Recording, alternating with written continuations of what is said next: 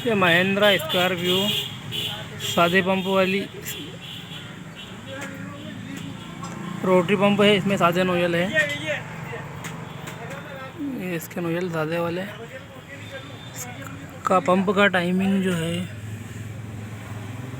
ये वाला इसका पंप का टाइमिंग है। क्रेन के टाइमिंग में इसमें एक मार्क दिया हुआ है।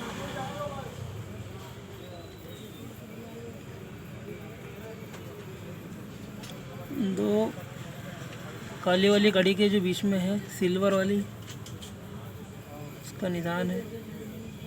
क्रेन का टाइमिंग और चाबी की सूट इसकी जो है,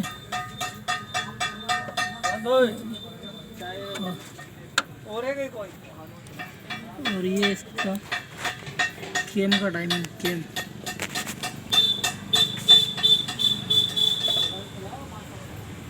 तो नहीं और